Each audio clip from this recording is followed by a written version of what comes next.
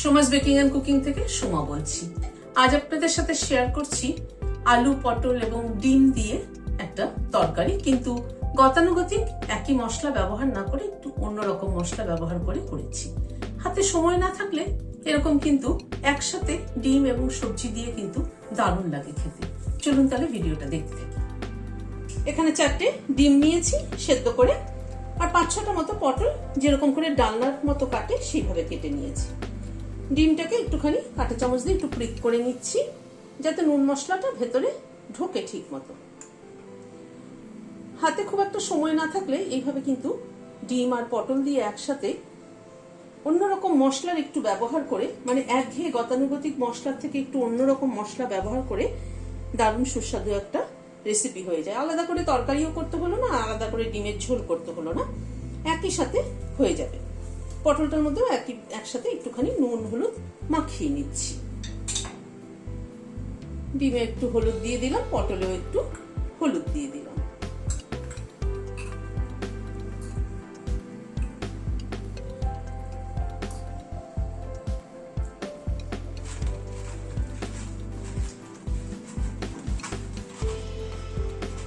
পটলটার গায়ে এভাবে একটু ভালো করে নুন হলুদটা মাখিয়ে নিচ্ছি। নুন হলুদ মাখিয়ে নিলাম। গ্যাসে একটা কড়াই বসালাম, সরষের তেল দিচ্ছি।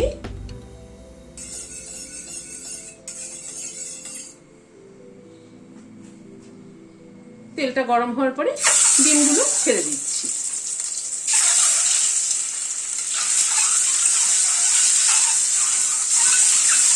ডিমগুলোকে একটু হালকা করে ভেজে নিচ্ছি।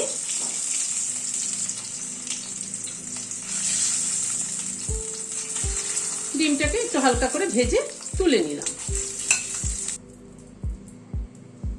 এবার ওই তেলে পটলটাকে দিয়ে দিচ্ছি। পটলটাও একটু ভেজে নেব।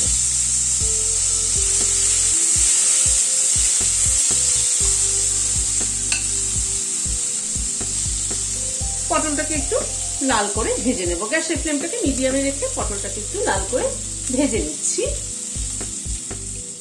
পটলটা ভাজা হতে হতে একটা মশলা তৈরি করে নিচ্ছি। এখানে 2 টেবিল চামচ নারকেল কোড়া, ফ্রেশ নারকেল কোড়া দিলাম।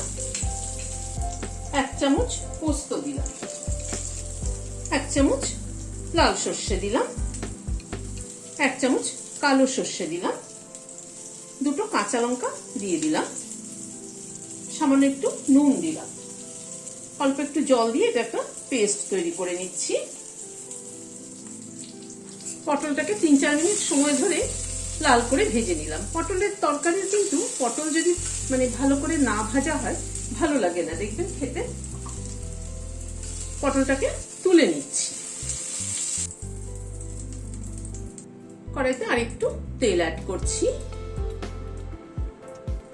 1/2 চামচ কালো জিরে অ্যাড করলাম। আর এখানে আলু সেদ্ধ করে নিয়ে, বড় সাইজের আলুকে সেদ্ধ করে নিয়েছি, প্রেসার কুকারে নিয়ে টুকরো করে নিয়েছি। টুকরোটা একটু বড় করে করেছি, যেহেতু সেদ্ধ করা আলু সেই জন্য একটু বড় টুকরো করেছি।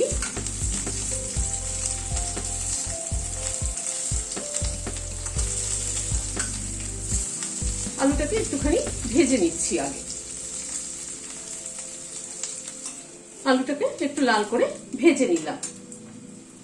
এবার এখানে 2টো পেঁয়াজ কুচিয়ে নিয়েছি, পেঁয়াজটা দিয়ে দিলাম।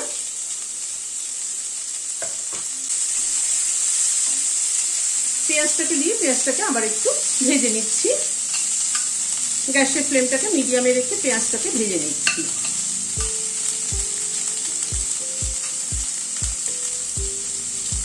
পেঁয়াজটাকে মিনিট 2-3 সময় ধরে ভেজে নিলাম। পেঁয়াজ কিন্তু যদি গ্যাসের ফ্লেম বাড়িয়ে দিয়ে ভাজা হয় পেঁয়াজ কিন্তু পুড়ে যাবে। পেঁয়াজ পুড়ে গেলে কিন্তু তেতো লাগবে। সেই জন্য পেঁয়াজটা ভাজার সময় কিন্তু একটু গ্যাসের ফ্লেমটাকে মিডিয়ামে রেখে পেঁয়াজটা ভাজলে পরে ঠিকঠাক মতো ভাজা হয়। রান্নায় এরকম অনেক কিছু আছে, ছোটখাটো জিনিস, যেগুলো একটুখানি ঠিক মতো করলে পরে রান্নার স্বাদ কিন্তু অনেক পরিবর্তন হয়।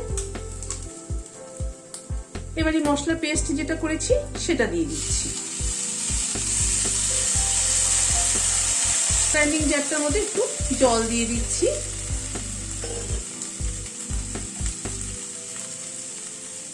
দিয়ে ধুয়ে দিয়ে দিলাম। হাফ চামচেরও কম হলুদ দিলাম, হাফ চামচ নুন দিলাম। এবার মশলাটাকে একটুখানি নাড়াচাড়া করে নেব।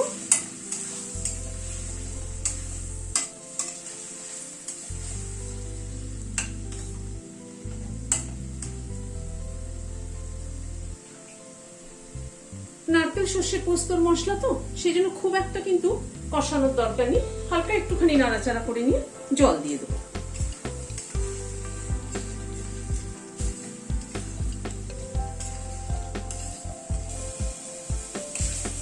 মিনিট খানেক একটুখানি নাড়াচাড়া করে নিলাম।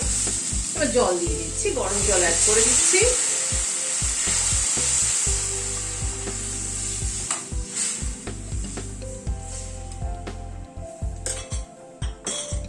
ডিমটা পটলটাও দিয়ে দিচ্ছি।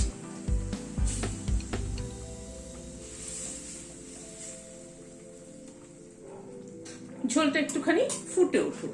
আমি এতে কোনো লাল লঙ্কার গুঁড়ো ব্যবহার করলাম না, আপনারা চাইলে করতে পারেন, কিন্তু সর্ষে পোস্তর সাথে কাঁচা লঙ্কাটাই ভালো যায়, লাল লঙ্কাটা খুব একটা ভালো লাগে না, সেই জন্য আমি দিলাম না। ঝোলটা মিনিট 2-3 মতো ফুটলো। হাফ চামচ চিনি দিয়ে দিলাম। নুন মিষ্টিটা নিজেদের পছন্দ অনুযায়ী দেবেন। দুটো কাঁচা লঙ্কা মাথাটা চিড়ে দিয়ে দিলাম। খানিকটা কাঁচা সর্ষের তেল দিয়ে দিচ্ছি।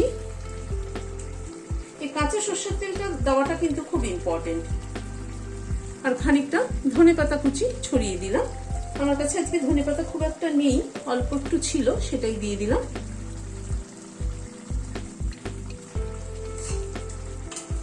তৈরি হয়ে গেল ডিম দিয়ে পটল দিয়ে একটা তরকারি।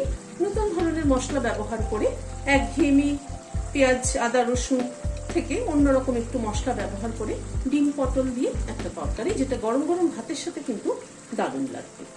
গ্যাসের ফ্লেমটাকে বন্ধ করে দিলাম, দিয়ে ঢেকে দিচ্ছি স্ট্যান্ডিং টাইম 5 মিনিট।